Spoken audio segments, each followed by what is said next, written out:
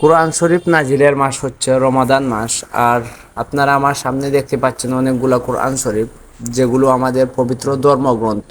আর এই ধর্মগ্রন্থগুলা একটা মসজিদের মধ্যে, এটা হচ্ছে ফকির শাহ দরবিন শাহ মাজারের পাশে একটা ছোটোখাটো মসজিদ, যেটা চাতক সুনামগঞ্জের নোয়ারাই এলাকায় পড়ছে। বাট অযত্ন আর অবহেলার কারণে এই মসজিদ আজকে অবস্থা খুব বেশি ভয়াবহ। কোরআন শরীফগুলার মাঝে হাজার হাজার ডলার স্তূপ জমি গেছে, এবং এই মসজিদও কতদিন আগে যে মানুষের পদচারণা পড়ছে একটা সঠিক কেউ হয়তো বা হইতে পারত না।